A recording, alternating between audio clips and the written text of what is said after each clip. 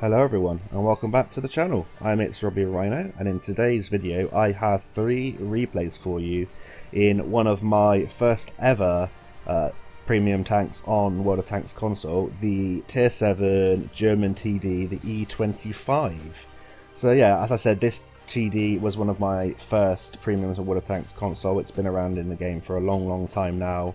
It's been around on PC, World of Tanks, for a long time now, and it is considered on both versions to be, you know, broken, quite overpowered, and as you'll see, I have actually free marked it because I'm disgusting, and I'm running a full prem loadout. And I understand if people don't like that, that's completely your decision. But I've got the silver to use. I haven't got many tanks left to grind.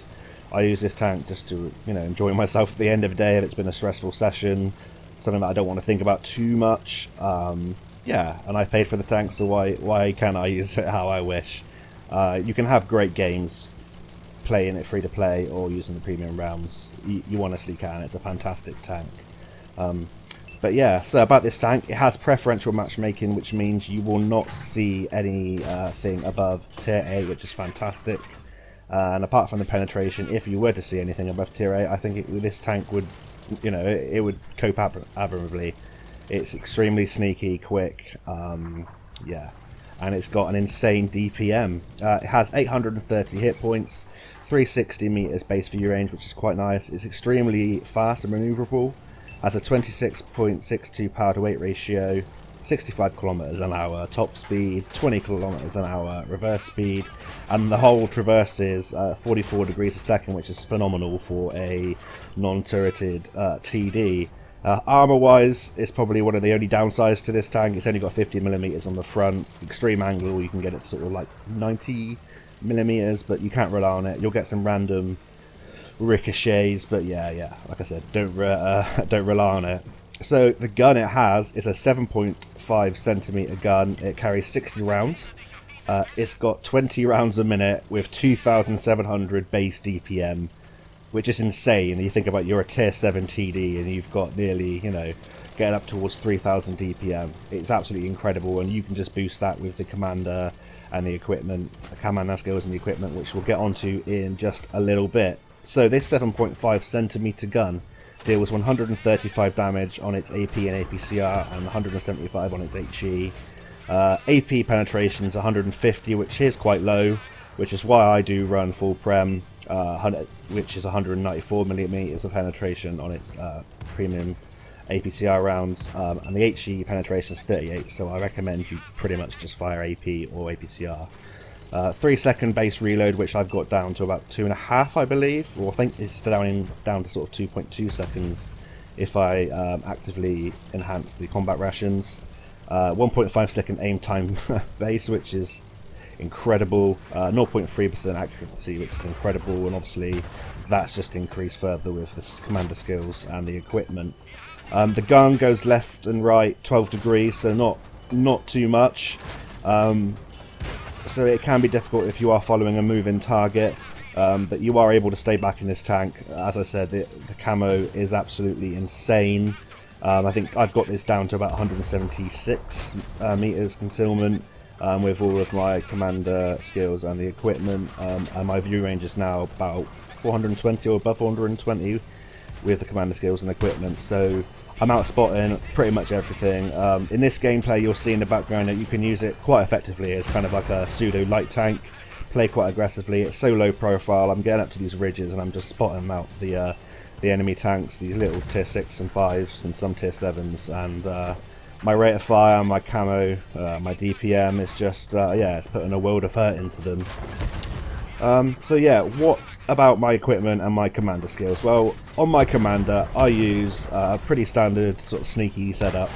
6 Sense, Born Leader, rapid loading, steady aim, snapshot, situational awareness, camouflage expertise, silent driving, and muffled shot, just to sort of get my view range up, get my concealment down, so people can't spot me. Yeah. And I find that setup works pretty damn well. You could swap out some of the camouflage skills if you'd like for something that might help with sort of firefighting or anything like that, but I recommend doing this. Yeah, and we'll just talk about the end of this game while it's happening. So, in that game, a very quick game, we've picked up 3 kills, 2.9k direct damage, 2k assistance, and yeah, just a fantastic game showing you can kind of play as a pseudo light tank. We have a high caliber. I think my marks dropped considerably since I free marked it, but yeah, I'm going to try and get back up that. Get back up to the free marks and then on to the gold marks. So I'll skip over to the next replay and I'll see you there and talk you through my equipment setup. So I'll see you there in a bit. So here we are, we're in the second replay of the video now, and I'm just going to quickly finish off telling you about the statistics of the tank with my equipment, and then we're going to talk about what I'm doing in the gameplay. So the equipment that I run on this tank is advanced optics for the obviously the 10% plus to the view range, the advanced concealment equipment which reduces the tank detectability, and I use an advanced loader. Now, it has great DPM anyway. This is arguably a kind of wasted equipment slot. I have been playing around with using vents, the improved ventilation, and also another great idea to use would be the traction system. So that would increase your chassis and hull rotation by 10% and your max speed by 10%. So if I was going to probably use one of them, it probably would be the traction system, just to boost this mobility up even more. But you know, the loader's great too. It increases your DPM, and that's what I've used, or that's what I was using during these replays. So we're here on El Haloof now, and I've come to sort of where the light tanks like to hang around. I feel confident in my view range to be able to outspot, you know, a lot of these tanks, or pretty much everyone that's going to be up on this ridge, up around the sort of like D8 area, C sort of 6-7 area, where the TDs like to sit. And I'm just going to sort of rock backwards and forwards, and I'm not using any foliage here, but I'm confident that I can get out of harm's way if I need to. I've spotted this T50, and I want to get that light tank out of the game. As you know, they're extremely powerful tanks, light tanks, and I want to get rid of their vision as quickly as possible, and I'm going to use the 25's fantastic mobility now to, you know, bob in and out, weave in and out, and try and get undetected and re-stealthed. And as I've done that, I've tried to get up a hill, but I have a funny physics moment. I'm just going to try and rinse and repeat, go back to that area and see what else I can spot out. This tank is just so incredibly powerful, as you saw at the start there. You can get view range out, you can play as a light tank, you can play sort of 80 to 90% of your games you probably should be playing as your, you know, that typical snipey TD.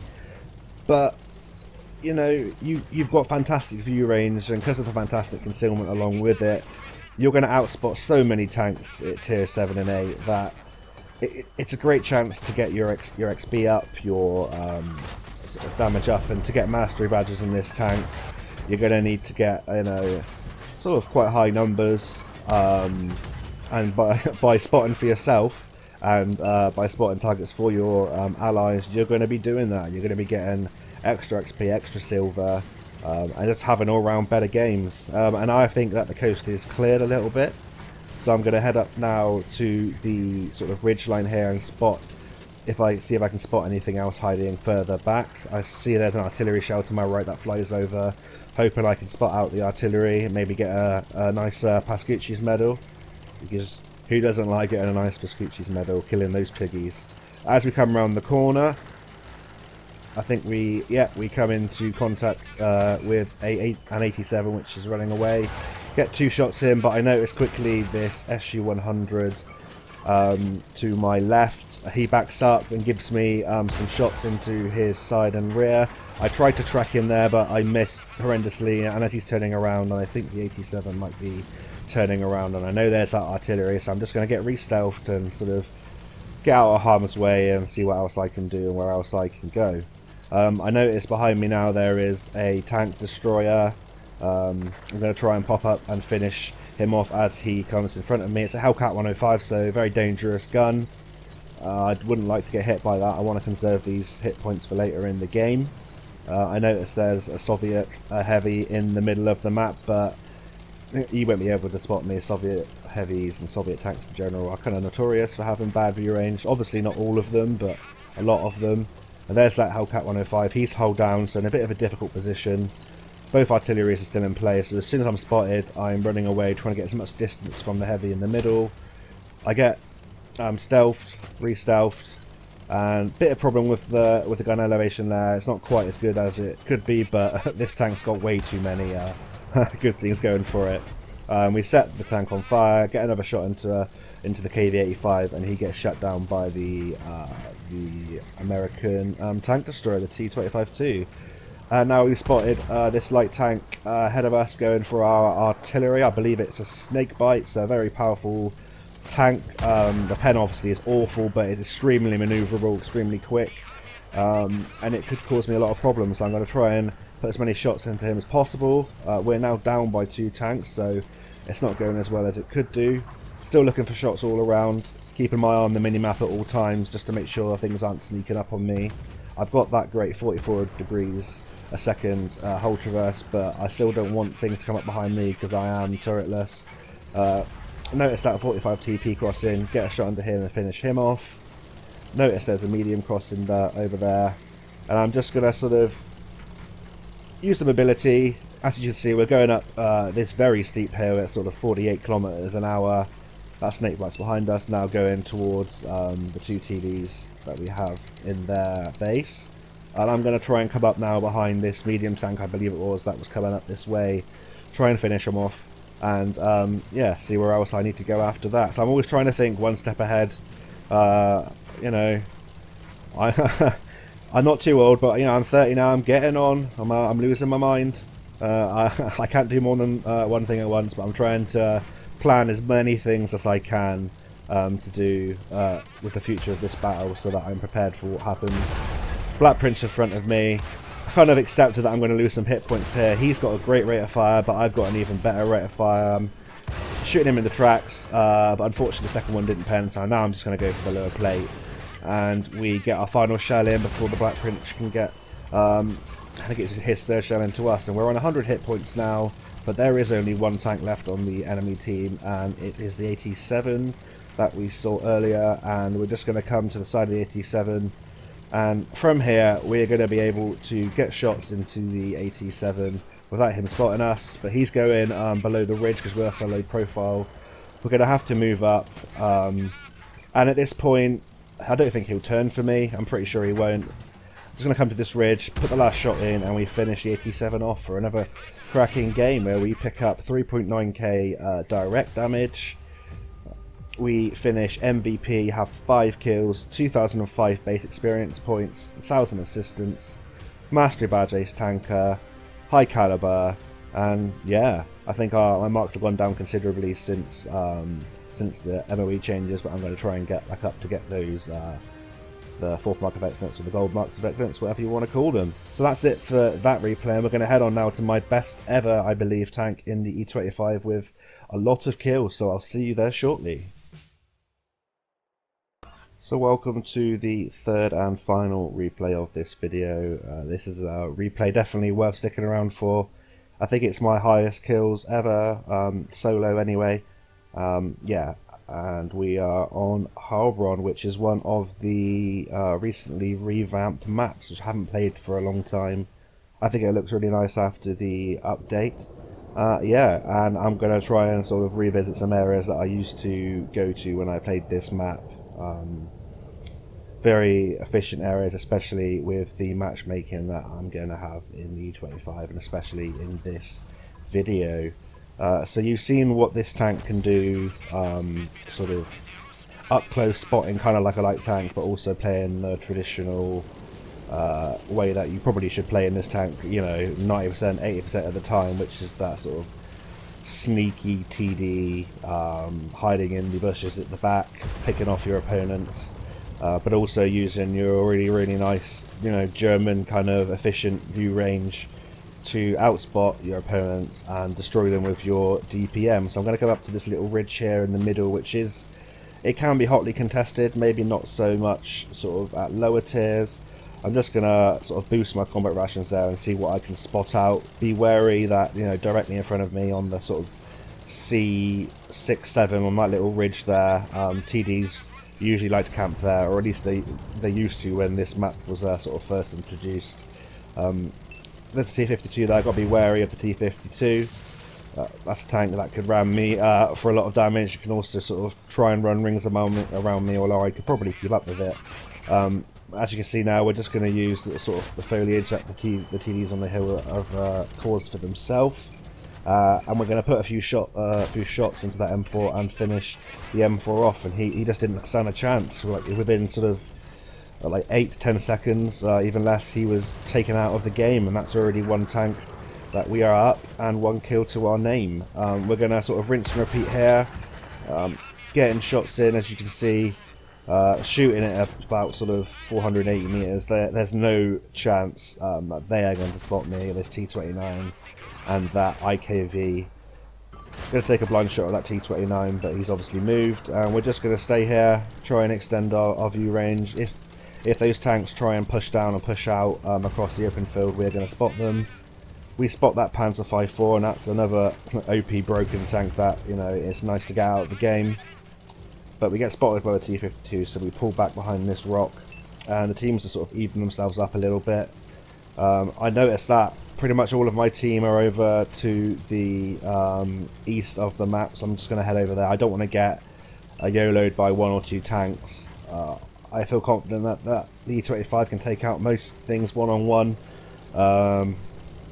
But I do not want to get taken out by 2 tanks like teaming up on me. I want to stay in this battle, so I'm going to use the foliage here, sit back. They're not going to be spotting me at this range anyway, even if I wasn't in the foliage.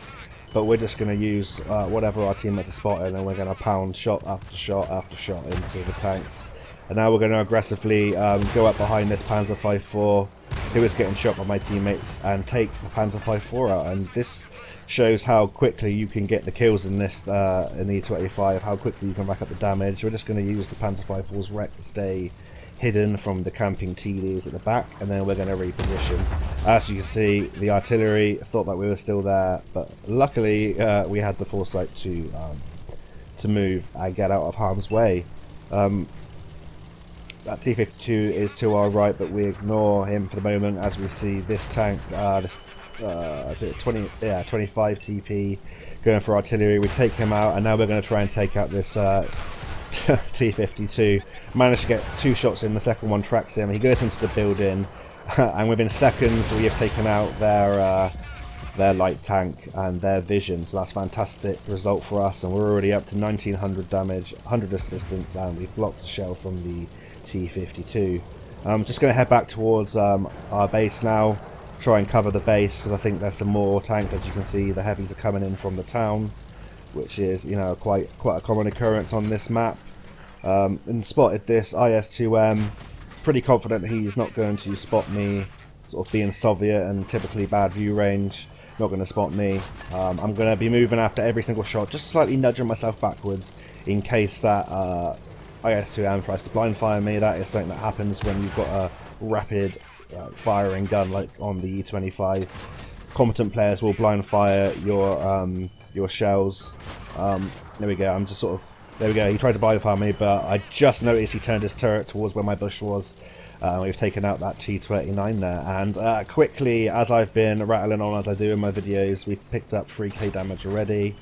That IS-2M has now decided it's probably not a good idea to come face first into E-25, but he's gone straight face first into my friendly heavy tank, and he's rocking backwards and forwards trying to stay out of harm's way. We put a shot into the back of him, and he gets finished off by the Su-85 on our team. And now the scores are equal, 5 tanks apiece left on each team. We're up to 3.2k damage, up to 7 kills, and we're going to see how many kills we can get out of this game. I've sort of noticed this game is going extremely well when I want to be one of the aggressors now. I've got 744 hit points left, so pretty decent. We've only taken a small one or 2 shots, maybe 1 shot of damage, and we're going to push on. I'm confident in this tank. Whenever I push, that I'm going to be the one outspotting the opponent, so I have, and even if I get spotted sort of seconds later, I have the mobility and the small size to sort of duck in and out of cover. And we've spotted this Panzer 5M10 on the hill, asking for fire, so try and get some assistance. But I'm also kind of hoping that he turns around and comes my way so that I can get the kills. You can see me looking around to where the friendlies are. I wouldn't be doing that if I wasn't not certain, but pretty confident in my abilities and the tank's abilities to take this one down. So we're going to try up now, hopefully spot some of the artillery's hiding, the RT pieces hiding in the back here. And then we're going to go after this Panzer 510. We spot a TD and 2 artilleries. We've noticed that. We're going to try and get on this ridge, swing around and try and take them out before we focus on that Panzer 510. One shot, I think we might have ammo racked that artillery, I wasn't quite sure, but within 4 shots we've taken out 2 artilleries and got, you know, a lovely Pascucci's medal. And it's only now I realise that the last 2 remaining tanks, they are in a platoon, so I do have to be a little bit careful because I am on my own up here. But I'm confident that we're going to win this game, and even if, you know, I die now, it's a great game, and I feel like our 3 heavies can take this game down for me. Maybe sometimes it's misplaced confidence, but I'm going to be firing. Look at that, through the bush. We weren't spotted only till about sort of 260 meters away. He's got a good rate of fire, but we've got an even better rate of fire. Fixed our commander there, I think, and yeah, we finish him off. And I noticed the Jagdpanther trying to swing around and missed a shot, but he gets a shot into me. Yeah, unfortunately, but he leaves me on 3 hit points, which, you know, I'm happy with that. We're going to try and bait this Jagdpanther around, slide down this hill so that he gets shot all by my team. And as we come up, I'm trying to track him, but he just turns. Fortunately, my my drive in there looked kind of good, but I think he just went the wrong way. But I tried to get out of the way. We slide down the hill and we managed to finish off the Jagdpanther as well. And as you can see, look at that, in a tier 7 TD, we've picked up 11 kills, 5,000 direct damage. I think we've 2,438 base experience points, 385 assistance. We've blocked 85 damage. We've made credits even though we're firing crazy tons of APCR. We've got a Devastator, Paul's medal, Pascucci's medal, Mastery badge, Ace Tanker, and we've got a high caliber there, a sniper, and I'm just checking my marks, and I think, yeah, it was about 87.4%, so I've got a little way to go back up to my 3rd mark, but that was the best game I've had in the 285, or the best game for years anyway, and I had a lot of fun doing it, and it just showcases, I hope to you all, how powerful this tank is, how to play it if you have one. I highly recommend getting it in your garage. It's you know, it's a really popular tank and a really powerful tank on WoTC console, and yeah, beware if you come up against them because they are extremely powerful, especially with a competent player who has, you know, all of the equipment, camo, and the commander skills. So I hope you enjoyed this video. I hope you all have a great week. Yesterday, sorry, was the update day. I hope you all enjoyed my video, if I had released it yesterday, on the upcoming Cold War Premium. Have a great week. Expect more content coming soon.